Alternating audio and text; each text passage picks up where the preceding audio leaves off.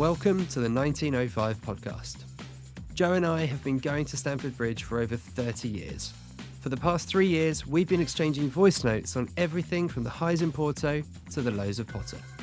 Each week, this podcast will take you inside our unfiltered thoughts on all things Chelsea, sharing our view from Gate 13 of the Matthew Harding stand. Let's hit the notes.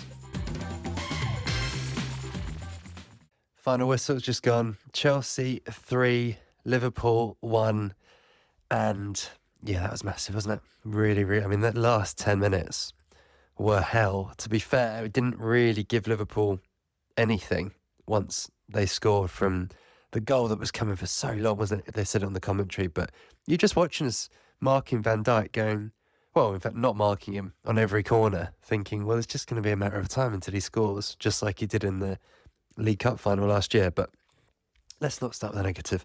It was, to be fair, a really good performance. Clearly, that was not Liverpool anywhere near their best. I think we've been really lucky in that respect. If you're Forest, Villa, Newcastle, you're going to be, to be fair, pretty pissed off, aren't you? If you're looking at that, but I guess it is them's be the luck of when you play teams. It really couldn't have been a better time for us to play Liverpool, and that's one thing. You've still got to do it on the pitch, and I thought Chelsea was superb. To be fair, the first goal was a work of art, wasn't it? Really great play. I mean, Lavia, who is just a Rolls Royce of a player. I was saying just now, like, I'd love to know his win percentage in a Chelsea shirt, because we're just a different team with him on the pitch, aren't we? And he was brilliant. Palmer, obviously, superb on the goal. Neto, who is that player, isn't he? Like, you just, every time he gets the ball, he's going to do something. You just don't know if it's going to be good or bad. But that time it was brilliant. He pulled a great ball back to Enzo, and great touch, great finish. You were watching thinking, oh, is he going to hit it first time? But it was so calm, and he is more and more growing into the player that I think we all thought we were buying from Benfica, and he was brilliant, a brilliant goal. The rest of the first half, I thought we did okay. We kept them.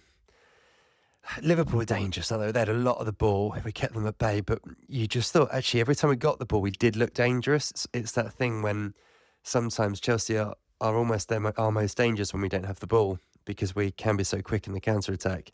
And if someone can teach Nicholas Jackson the offside trap, then, you know, he could be a real player for us, because the number of times where in both halves he was in great positions, in great space, and just went at the wrong time, or just wasn't looking across the line. It's infuriating, isn't it? But again, he gives us that different dimension, doesn't he? Because he's always looking to make those runs which stretch defences, and he made it really uncomfortable for Van Dijk and Kunsa at the back. And yeah, second half, you knew going in at half time, thinking we're going to need a second goal here. I was thinking of my late dad, who I watched many a Chelsea game with and made me a Chelsea fan himself. That was his sort of signature thing to say, is that we need a second, and then even then he'd say we need a third. But you really felt it today, because you just thought Liverpool are going to score at some point. And the goal was always going to come through. It felt like some magic from Palmer, and he was absolutely back to his best today, wasn't he? He was brilliant. And you've said it, to be fair, Joe, on the pod. He's not been playing badly. I don't think there's been many games when he's been awful. It's just he's been sort of at a 7 out of 10, and we're so used to Palmer being 8 and 9 every week that him at a 7, and obviously he's been rash in front of goal. We know that part, but his general play is always good. His touch is always good and stuff like that. But he really looked back to his best today, and again, just driving, taking responsibility. Great play into the box. He's very lucky how the second goal goes in, but it's all thanks to Palmer. And yeah, that felt then, it sort of settled the game, and you knew when Liverpool made their changes, it was going to get harder, which it obviously did. But yeah, I almost didn't want to look, because you're just like, they're going to get a chance. They were getting little half chances. I mean, Darwin Núñez. I mean, we've had a few bad strikers in our time at Chelsea, haven't we? Overpriced, expensive strikers. You look, it was almost familiar watching him, because it was, oh yeah, remember a few like that.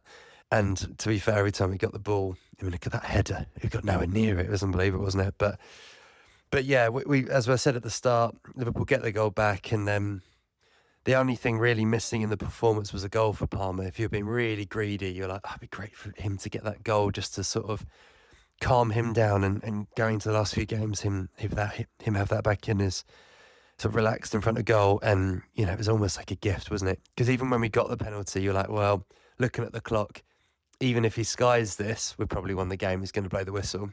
So it was a zero pressure penalty you can get. But of course, there's no such thing. There's millions watching. And I was so nervous for him as he went up, and just so happy to see that ball hit the net. And you could see how much every single Chelsea player was as well. And yeah, we've been critical of him on this pod many times, but I actually loved seeing Rob Sanchez up there celebrating with him as well. A really, really big moment. The scenes after the game, obviously at the bridge with the fans, but one step beyond, and all the players doing the little lap of honour, well deserved. That was huge, absolutely huge. And yeah, we'll talk, I'm sure, more about the running, because it's really getting closer and closer. But it's been a really good few days for Chelsea, with Forest obviously in the week, dropping points, in Newcastle today. And momentum plays such a thing, doesn't it, in football, and form. And we might have just hit good form at just the right time. And you just wouldn't have said this 3 weeks ago, would you? It just felt so different. It was really doom and gloom, but suddenly things are looking up. Over to you, Joe Kevin. Mr. Sheen, what a fantastic result that is. I am over the bloody moon. And also for my big headache, which comes to Chelsea not being a team in the top six, we've finally beaten a proper side in the top six. I couldn't care less that Liverpool won the league. I couldn't care less that Liverpool played out ever so slightly weak inside. It wasn't that weak after all, but it was weakish to some degree.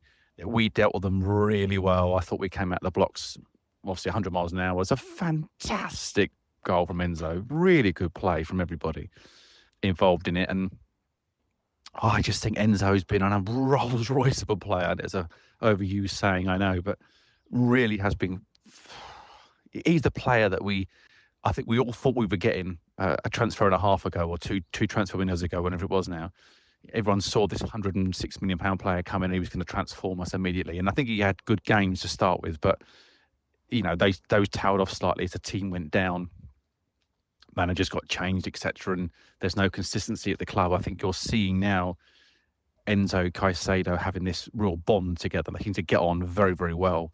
And even though Caicedo's playing at that right back position coming into midfield, they obviously clearly, really like each other and have formed that friendship. And when they get injured or get kicked, they're the first player over to help them. And obviously having Romeo Lavia come back into the side, he's just so good. I've never questioned this man's ability. I know he's a good player. You're seeing it now, though. You're really seeing, when he plays, what Chelsea can achieve. Having Enzo, Caicedo and Lavia on this side is quite frightening, and they're all so young. If for some reason we can keep Lavia fit and healthy, and we can get a good amount of games out of him next season, and hopefully continue to play the remaining games of this season, it's going to prove to be quite a fantastic midfield. And when I look at this team now and I see those three players starting, I'm like, we've got a chance against anyone, and I don't care who it is. The back four, going to back four, I think they're starting to get the memo and the message. And okay, I agree with you wholeheartedly about the defending for Van Dijk's goal. We had a warning literally 5 minutes before that. A huge free header in the middle of around the penalty spot area. A complete free header for Van Dijk. And then 5 minutes later, another corner comes in and he's got another free header. That's something we need to work on. If we're marking zonally, that's okay, but you still have to pick players up when they're completely free, particularly when you've got one good header of the ball, and that's Van Dijk. There's nobody else in the team because they're probably going to score a goal like that, as you saw with Darwin Núñez's header in the second half, which basically what I would class as a 50p head. A cross comes in and he headed it basically out to the corner flag, which is dreadful. But yeah, this Chelsea side have grown in the last few weeks, and I think we've got Pedro Neto to thank for that. That winning goal he got against, or maybe even Tariq George, in fairness, those two, scoring those 2 goals against Fulham, I think had we drawn that game, even drawn I don't think we're going to be anywhere near the situation that we're in now, because it's given us the edge. It's given us that, at least that momentum, Chris, to go on and actually achieve what we want to achieve this season. And maybe myself doubted it a little bit.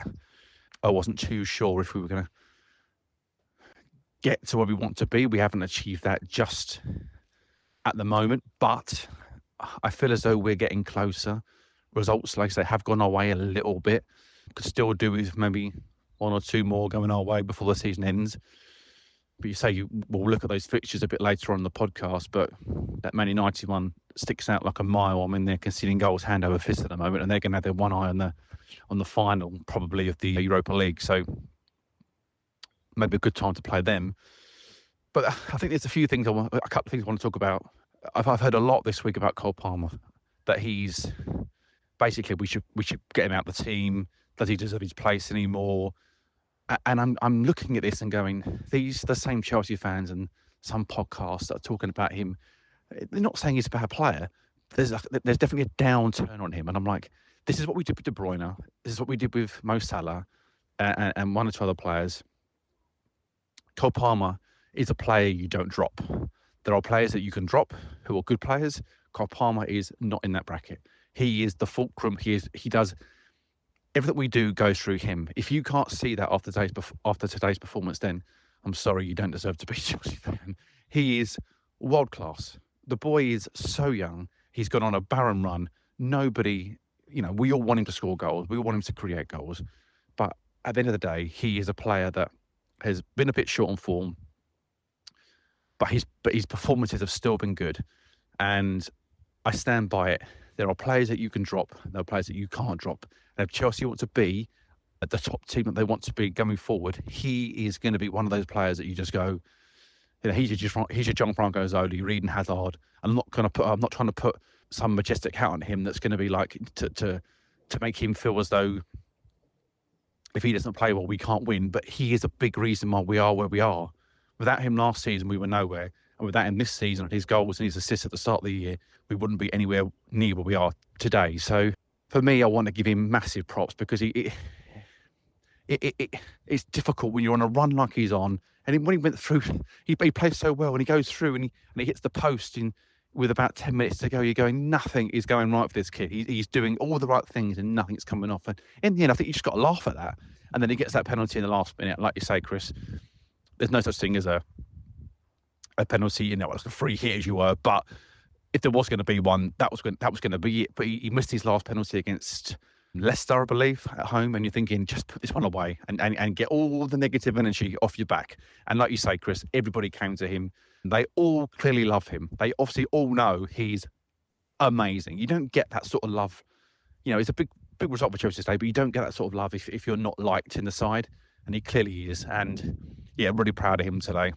Another player I want to quickly mention is Cucurella. It's been well documented this week and last week about the struggles he's had with his son. And if you don't know, he's done an interview with his wife about his son having, full-blown autism, essentially. And he's gone through an awful lot. I think they had a home invasion at some point too last year under Potter and stuff.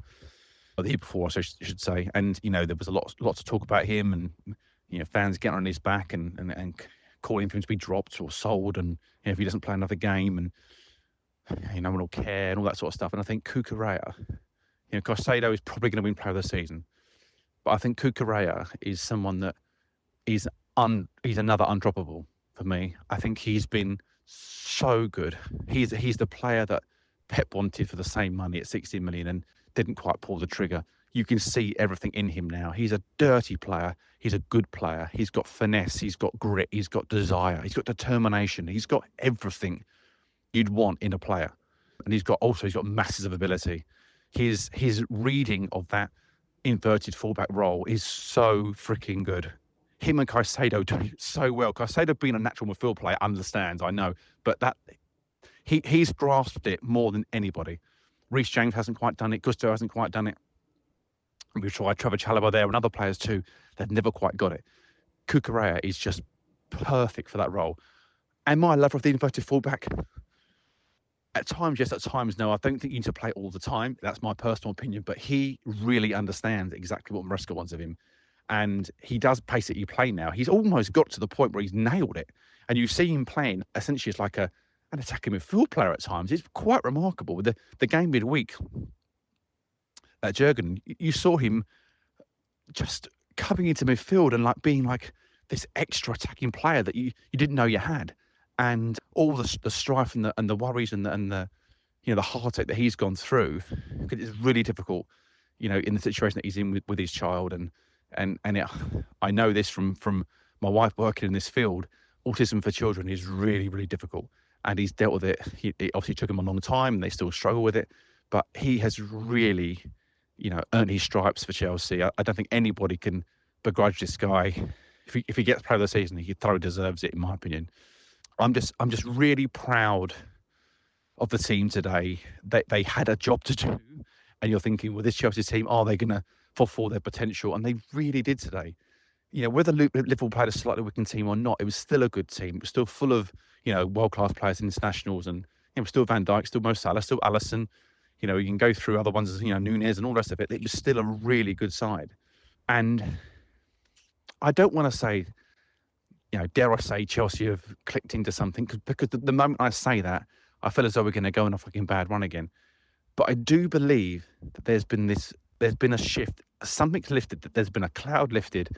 And you've been saying, Chris, for most of the year that the Europa Conference League could be a really good outlet for us to, if we're having a poor run, if we can go and get a couple of wins in the European competition, even if it's against a poor opposition, that it can give us confidence going into the league. And I feel as though that's happened. And I even think weirdly, the defeat against Legia Warsaw before the Fulham game, the silly game that we lost at home, the second leg, I felt like the players knew that they'd not done themselves justice, even though they won the tie quite comfortably, that they knew they owed the fans something. And that's why you saw that big outpouring of emotion at Fulham. You've seen the same thing at home to Everton last week when Jackson scored his goal as well. And there was a big emotion, a big celebration. Sanchez made a great save near the end. And you saw it again today, one step beyond, and the crowd going wild and deservedly so. We've been starved of wins like this. That's our first win against Liverpool for 10 matches. I think this is the 11th match on that run, and it's the first time we've beaten them in 10. So it goes to show you that, again, I don't want to say we've turned a corner, but I really do think that there's been a mentality shift. They're definitely playing a lot longer. They're not playing, too many short shit passes. I hate to say it, out from the back. They're being a bit more direct. Sanchez has not been anywhere near as tippy-tappy in the defensive areas, which has given us when you got players like Neto, Madueke, and they want to go, they want to go in behind. They don't want it to feet all the time. You've got a player like Neto who can run like Usain Bolt. You want to put it in behind for him. And I feel as though we're starting to grasp whether this has been a Maresca change of plan or whether this is the players, partly on the field going, we're going to do a bit of this, but we're going to do a bit of the way we want to do it as well. I'm not too sure. But I do think maybe Maresca has had a slight change of heart over the course of the year. And, well, maybe over the course of the last 3 or 4 weeks, I should say, not the course of the year. And it's just done nothing but benefit us. And as far as I'm concerned, long may it continue. Liverpool have proven this year that playing direct can win you the championship. And playing tippy-tappy passes all day long and all night doesn't get you anywhere. You need to have an element of both to surprise an opposition, because not everybody wants it defeat all the time. Not everybody wants it over the top all the time. You have to have a little bit of both. And Liverpool are proof in the pudding that they play so many direct passes. And the home game at Anfield this year against them, they went long every single time over Tosin and Colwill. We didn't deal with it very well. And you saw today at times, again, we went long when we needed to, we went short when we needed to. And it's just a joy for me. I'm massively proud of the team. It's been a really good day for us. Fingers crossed, Forest drop points again this week. And maybe when we go, before we go to Newcastle, we might get a few good results go our way as well. So I'm fingers crossed for some more good news. But the way we're playing at the moment, it's been really, really positive and a really good end to the season. That's incredible, isn't it? When you think 10 games without a winning over Liverpool. You do wonder that. And as we've said, it wasn't Liverpool at their absolute pomp, but it's still Liverpool and they are champions. That you just wonder if it will help this mentality block that I think this Chelsea group have had whether that has been in obviously big cup finals recently, but certainly I felt earlier this season when we went to Liverpool, actually to Man City and Arsenal, all three of those games, you thought the game was there for us, but we didn't believe it enough. And you just think that anything like this helps towards that. And a couple of things that have come out since, for those who haven't seen, the players' reaction in the dressing room after the game. Now, hopefully, it doesn't come back to bite us because we've seen this with other teams before, but the scenes were like we'd won a cup. They absolutely going mental, dancing in the changing rooms, going crazy. And yeah, you can see what they obviously meant to the group to win that game. So that's hopefully a massive step in the right direction. And the other thing was something I wanted to talk about, which is Arne Slot, who's clearly really rated Chelsea throughout this season, because he said after the first game and has said a couple of times since that he felt that was the one game Liverpool have won this season at Anfield where they didn't deserve to, because Chelsea played so well that day. And again, he was sort of talking us up today, saying what a very, very good team we've got. And kind of that's what I wanted to say, because I think most Chelsea fans looking at the lineup today just had this feeling again. You're like, this is a really good side. There's a lot to like now, because those players, someone like Enzo Fernandez, who I was critical of earlier in the season, is now looking, as we said, a real player. Him and Casado have suddenly got a brilliant relationship, as you say, Joe. And put Lavia in the mix, and there really aren't many better. And so you go around the team and go, there's a lot to like. And what I'm encouraged by massively is that the players we're being very strongly linked to in the transfer window, and when I say the players, almost the types of players and particularly the position of players, is exactly what we said when we did our sort of transfer preview for next season, exactly what we need. So it's quite clear that we're going to be getting a striker. And you look at the game today, and if there was one thing you were looking at when Jackson came off, was you'd like to be bringing on a replacement proper centre forward, wouldn't you? So whether that is, take your pick, Delap, Osimhen, Gyökeres, whoever, it's going to be one of those, most likely. It's going to be a striker like that comes in, and suddenly, whether it's him or Jackson starting, immediate upgrade in that position. Go through another area of the pitch today where when Lavia came off, immediately you're like, almost for the second week running. Not that it completely turned the game, but it changed the game. Likewise against Everton, we just lost a little bit of control over the game when he went off the pitch. And that's been a feeling all season, hasn't it? That we've felt light in that area. I mean, fairness to Enzo and Casado, they've just played so many games. But again, look at that area for next season. We've already addressed it with Asugo coming in, who is a Casado kind of lookalike in terms of his player profile and everything he does on the pitch. And we've got Andre Santos coming in to play in that role as well. So you're almost going, right, immediately, you're not necessarily having to put Gusto in there like we did today, and other players, like you mentioned, Joe, going in there a little bit out of position, but having like for like. So immediate upgrade there. And then another area, shout out for Trev Chalobah, by the way, I thought was excellent today. And I think we've spoken, we'd both prefer to keep him, but we think it's unlikely. But clearly centre-back is an area where a dominating centre-back, particularly someone in the air, to help us with situations like Van Dijk is something we need. And then who's been most strongly linked in the last week? It's Howson from Bournemouth, yet again, who we believe has a release clause, and obviously was a big player for this week, scored a great goal at Arsenal, and is 6'7". So you're talking about the profile of players that we're being linked to at last feels like, yeah, they're the areas that we do need to address. Goalkeeper being another one.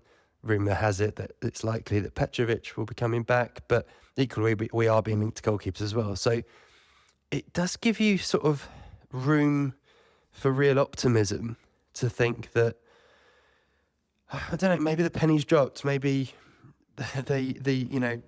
it just feels a little bit more strategic now in terms of, maybe tactical is the right word, just getting the right players just to fill in the spots around the squad that aren't quite as strong as they should be. Got linked to Hato's Ajax, the Ajax left-back Hato as well this week, who would be, again, natural cover for Cucurella. So it just feels like, yeah, okay, that makes sense. That was another area we thought that maybe could do with a little bit of extra strength. So, yeah, it just feels, when you look at it, really positive on that front if it all goes through. And I mean, Gary Neville said it a lot in commentary. Whether things don't always play out just like this, and it's easy to say that the importance of Champions League, you won't get players without them. I'm not sure in this day and age how true that is. I think you still get a house, and I think whether we get in the Champions League or not, but it does give you the edge. And it does mean that you can, if you need to go a little bit harder with the money, you can. And if you are, I think, up against a rival, it does give you the edge in the short term, I think. I think most players of that age are looking a little bit longer term, but it certainly doesn't hurt. So, yeah, it really could be, for that reason as well, very important, last few games. And just the whole mood of what we're looking back on this season. It changes everything. It's everything is up for grabs. We said it last time. The whole season could pivot one way or the other at this point. And if it goes the way that we want it to, I think we'll look back and go, that was actually a really good season. It was a wild season with ups and downs, but we'll be certainly very, we're giving Maresca his due credit, which he'll very rightly deserve if we get through it. And then the one other thing I wanted to comment on, specific to the squad really and the players, was the game in midweek, and obviously great performance. I thought overall, particularly a couple of great finishes from Nicholas Jackson, but it was this incredible story of Reggie Walsh, the 16-year-old kid. And I've kind of got I've seen him, he'd obviously been on the bench before, but we've seen so many players like this before, come in and out, and you maybe he comes on and you never see him again. And obviously that could still be the case, but immediately I was a bit fascinated because I was like, right, obviously he came on at an immediate impact. I mean, it would have been one of the great stories, wouldn't it, if he scored with his first touch at 16 years old? It would have just been incredible. But he's the third youngest player obviously in Chelsea's history. What I found fascinating is how much he's been fast-tracked. So he's only played 15 games for the under-18s this season. He's played 2 for the under-21s. And yet, Maresca has obviously seen enough in him to go, right, no, he's good enough. He's coming straight in. And you could just see it he had a couple of little touches that was very good. The player reaction, there was a great shot it was Jadon Sancho who laid the ball off for him to have the shot, and Sancho puts his arms up before he's even hit the ball, almost like celebrating. So they've obviously seen him. It wasn't a surprise to see him do that. And then I couldn't help but go and watch some of his clips and the highlights actually of the game against Spurs in the under-18s yesterday to watch him again. And wow, he is something special. Just at that age, the way he plays, the way he's so silky. He's not almost the sort of player we've had at Chelsea that I can really even think to compare to. He's very almost like Man City or something in terms of David Silva, that style. He's just so smooth, and yeah, I think he's genuinely one to watch. They clearly think he's something special, and it's just a really fascinating case because he's come out of nowhere. Like normally with these players, even someone like Tyreek George, you kind of knew about Tyreek George for the last year or two. We'd heard about him. Obviously he's 18, so you'd seen a bit of him. But Reggie Walsh has come out of absolutely nowhere. And yeah, it's just another interesting story. And I know that you're passionate about this, Joe, and have talked about it as well, but I think it's so important that they realise the value to the fans, I guess, of having a few proper Cobham boys around in the likes of a Tyreek George, Josh Ashimpong, obviously Tyreek George, and Reggie Walsh, like players like that. Having a group of those in amongst all these very exciting, new signings. And I didn't even mention earlier, obviously, someone like Esteval Willian. Again, he'd be another one. Imagine him coming off the bench today with 20 minutes to go against Liverpool. Again, he'll be in the squad next season. Just more and more reason to be excited. But I think if they can get the balance right in the squad of everything they're bringing in with a few of those guys, yeah, there's room to feel pretty positive about what next season could look like. I'm still riding that wave of positivity from yesterday, mate. I am so over the moon with that. I mean, I think I didn't give it as much credit as it probably deserved. in my mind, I was going, oh, a draw would be a good result here. But on the face of it now, when you see how big those 3 points are, it's put us right up there. And, we are sniffing down the back of Man City and, dare I say, Arsenal. But, and I'm getting a little bit carried away there, I know.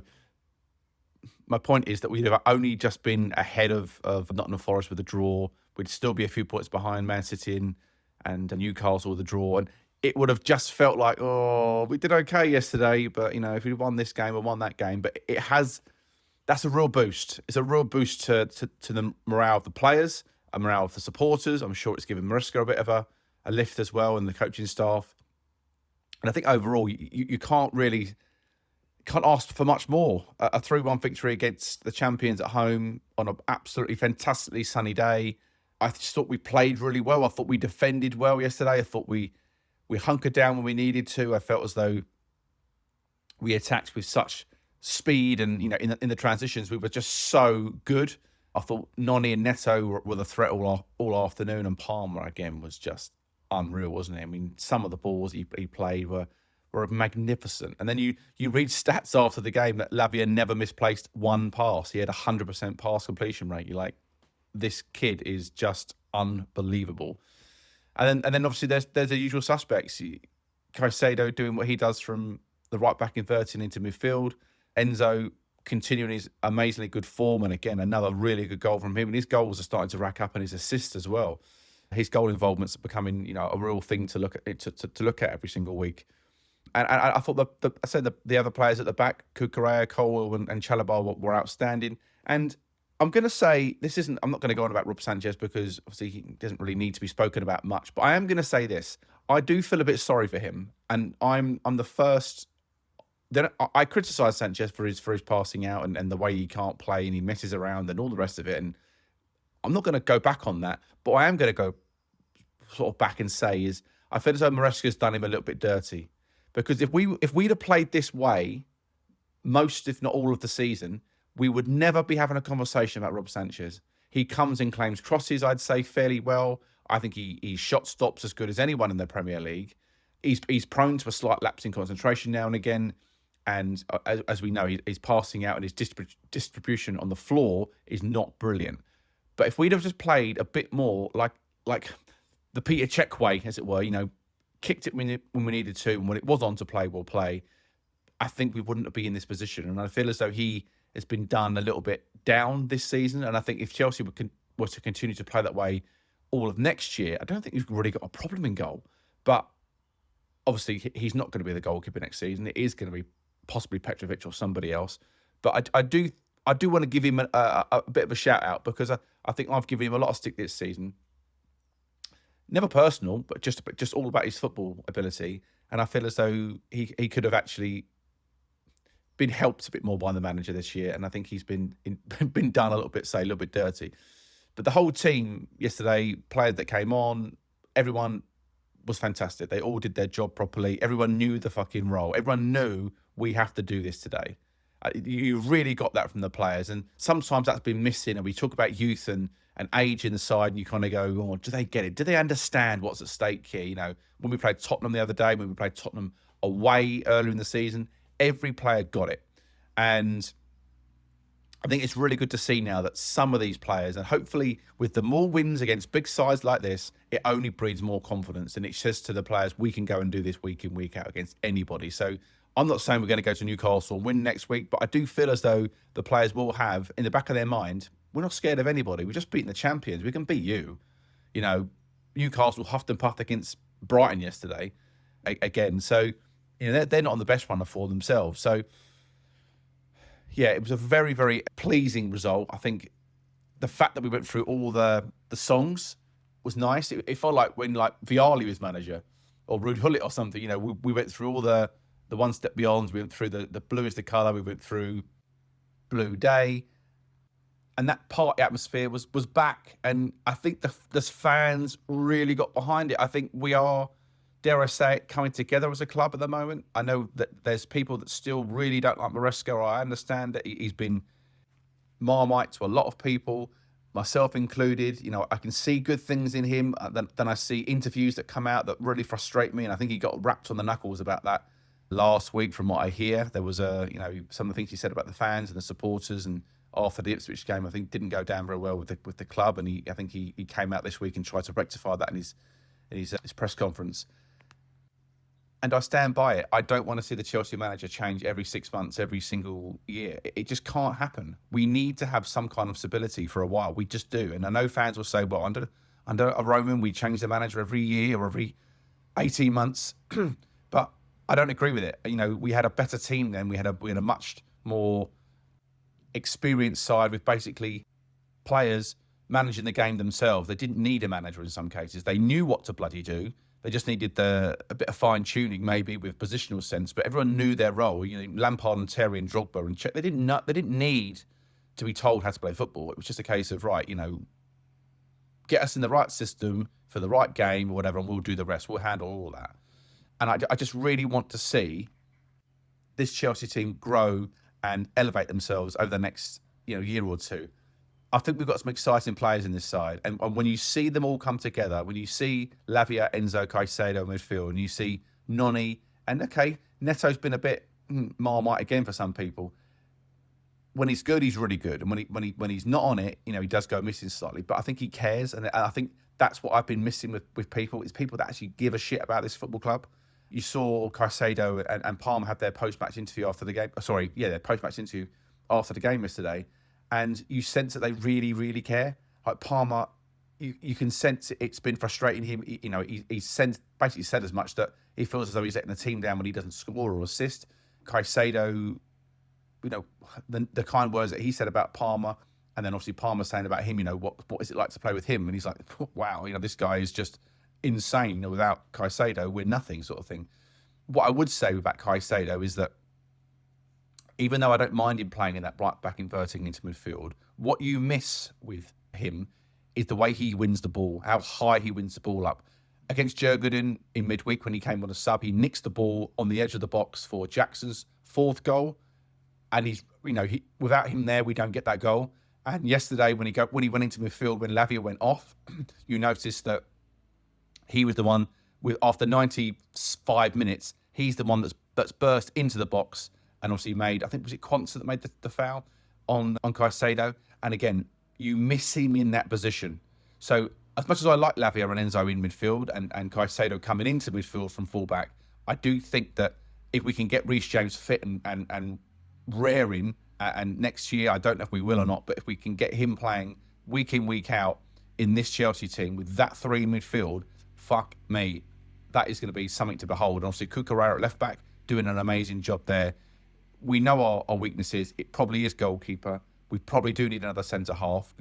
You just said there, Chris. I think Chalobah may. I would like us to keep hold of him, but he may be sold on for profit if someone wants to buy him. And then there's the forward. I mean, it was glaringly obvious when Jackson went off yesterday. We lost a little bit of impetus up front, didn't we? And Palmer's not a number 9. He's just not, and he's a playmaker. And you need someone that when Jackson's feeling it, or, the legs have gone, or perhaps you get midway through the season, you need to kind of mix it up a little bit. A bit like what Chelsea used to do with, Good Johnson or Hasselbank, Drogba and Anelka. You need people to come in and take the weight off of you, and actually coming out the firing line and then coming on a sub for half an hour in certain games and nicking goals in a completely different way. I think is massive for centre forwards, and I think they need help. They're quite arrogant as people, in terms of their football. They want to be the one that's playing all the time and scoring all the time. But the facts of this, the modern game, you can't run for 90 minutes like they do now. They press like mad. They run around like more than they ever did. And Jackson, for all his faults, he's unbelievable for Chelsea, and he has been unbelievable for Chelsea. And I think he never stops working. He never stops trying. He gives you everything he's got. And so when he's absolutely knackered after an hour or 70 minutes, it'd be great to bring someone on, as his replacement, who offers the same thing as he does, or offers something slightly different, but has obviously got the legs to carry him, which you could see yesterday. You could see we were sort of floundering up front a little bit until Caicedo nicked that penalty right near the end. But we know where we're weak, but I don't think it's actually that bad. And it sounds like a lot, a centre-half, a goalkeeper, a forward. It sounds like a lot, but it's really not, I wouldn't have said. And I don't think we need to go shopping. And the goalkeeper's probably already sewn up with Petrovic, so there's one. You've got to go and buy that. If you're buying 2 or 3 players in key roles, I mean, Chelsea have got already got Willian coming in. Like, we've sort of forgotten about him, and Paez is coming in. I think he's going to go out on loan. But Willian is definitely going nowhere. So you've got players coming in left, right, and centre at the moment. And I just think it's only going to make that team stronger and stronger. And so with Santos coming in midfield and Asugu, like you say, Chris, this is an exciting team. And the sporting directors, even though I think they're listening to people, they're listening to maybe pundits, the press, the fans, Maresca himself, who knows. I think they're saying, okay, we need this, we need that, and we need this. But what they're not doing is buying experience. They're saying, we'll give you all those things, but you're not having anyone under the age of 21, which is quite funny. So, look, we're never going to be able to change that. If Chelsea want to go with this experiment of youngsters, throughout, we can't change it as people, as fans. We can't. But what we can do is keep supporting the team and hope that, after a few seasons, you've got Enzo and Caicedo and Colwell, hopefully, and they come through as leaders. And then you're building leaders within the side, which Maresca has spoken about. I think Cucurella is a bit of a leader, actually. Reece James has the captaincy. I think he has the potential to lead if he wanted to, but he doesn't play enough at the moment. But there are people in that side. I think Jackson could be a leader after a while. He spoke really well about the young lad Walsh in midweek, which you've spoken about there, Chris. And he said what a big future he's got and, what a great talent he is. And Jackson didn't need to do that after a Europa League Conference semi-final. We could have just, Walsh was only on the pitch for a few minutes, but he took the time out of his day to actually give this kid some real respect, which I thought was really, really cool and actually quite a nice thing to do. And it showed to me that they're prepared to speak about somebody else other than themselves, which is nice. And yeah, it was great, mate. That feeling of winning against a massive team, it just gave me the shivers again. I was like, this feels like Chelsea of old. It really felt like old school Chelsea. Beating these big sides when they come to the bridge and, you going away with the 3 points in the sunshine, it just felt great. And I'm still on a high. I'm still buzzing, for it. And yeah, long may it continue into, is it Jurgen this week? And then obviously Newcastle on Sunday. So yeah, brilliant. Absolutely brilliant weekend. Recording this on Monday morning. Yeah, like you, Joe, still springing my step and actually just seeing the results of the Player of the Year awards, which was last night, and that was perfect timing, wasn't it, for the squad to all be together after a great win like that. And yeah, I always tend to vote actually for Player of the Year. I just always feel like I should have my say, and I did vote for the winner, Caicedo, and he got the Player of the Year as well, which was very well deserved. He has really risen. We've already talked about him, and you said everything there, Joe, really, but considering what a huge amount of money he was, ironically, obviously, pipping Liverpool to get him. And that, it feels like ages ago, doesn't it? Was it 2 years ago now? And do you remember the Jurgen Klopp press conference when he thought he'd got him? And he was sort of smiling, going, yeah, we've kind of nicked him off Chelsea. And then later that day, Chelsea came back, nicked him back, effectively. And what was a huge amount of money. He had a really difficult first half of the season, really, didn't he? Certainly first few months. But then, as to be fair, for 18 months, just been absolutely superb and just gets better and better, doesn't he? I think is the great thing. And the other player we picked from Liverpool was Lavia, and you could see him, actually, I don't know if you noticed when he came off yesterday, obviously really hamming it up in terms of lapping up all the praise from all ends of the ground.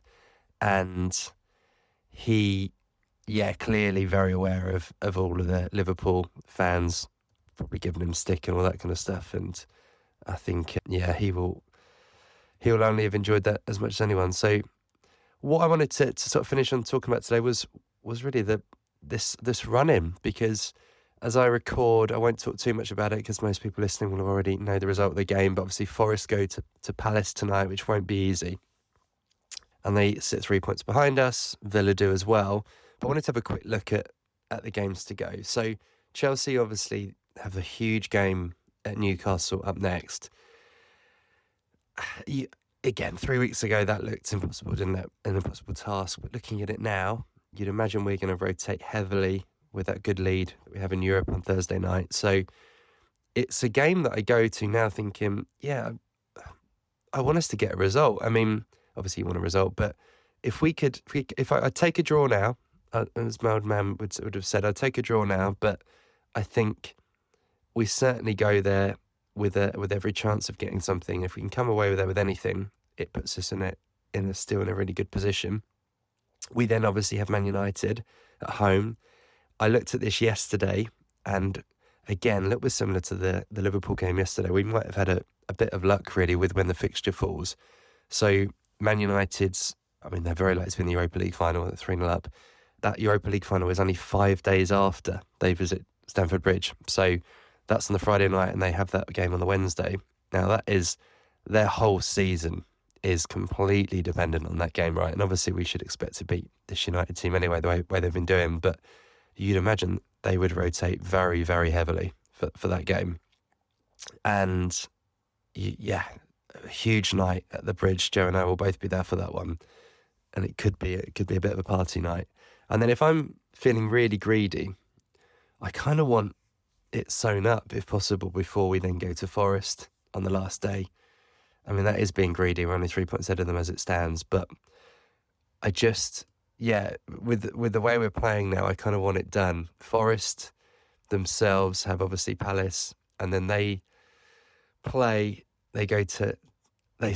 host Leicester on Sunday, and then have West Ham away before they play us. So on paper, both fairly good games, but Leicester have improved a bit almost since they've got relegated, and West Ham away is never an easy game. So that'll be interesting to see. Newcastle, who obviously we're level on points with, they go to Arsenal, and you mentioned it there, Joe, briefly. Arsenal are going to have to take that game seriously because they are very, very quickly being caught up by the teams. And so they go to Arsenal, which is not going to, obviously, it's going to be a very difficult game. Arsenal, I think, will have to take it very seriously. And then they host Everton in their last game, who are obviously, as we know, a very, very tough side to play at the moment. So Newcastle's run is not easy at all.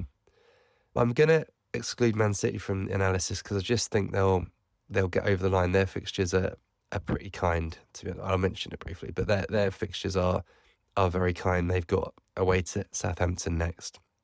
They've got the cup final against Palace, and they've got Bournemouth and Fulham. So I think that we know that I think City have found form at the right time. They'll be fine. And then the other one really is Villa, who are a little bit behind us now, but they've got a tough run really because they've got Bournemouth away, they've got Tottenham, and they've got Man United. Again, Spurs and United have been terrible, but I think you'd expect and hope that they'll drop a point or two there the way that they've been playing. So Chelsea are in a really, really good spot. Credit to us, and really credit to one thing that I mentioned briefly in a previous pod. We've sorted the defence out, haven't we? From what was like really, really bad. It looked like after Christmas we conceded every time the attack went forward. That game at Brighton felt like a turning point when we were beaten 3-0 and could have been a lot more. Since then, we've really been pretty good. And again, yesterday, Liverpool a lot of the ball, but we defended really well. And yeah, if we can kick on and carry on with this form, it's 3 wins in a row in the league. Why can't we go to Newcastle and win? And if we do that, we're almost there. And then that game against Man United just becomes the chance to really go out on a high. So yeah, feeling good again. And every game's a cup final. Let's keep winning them.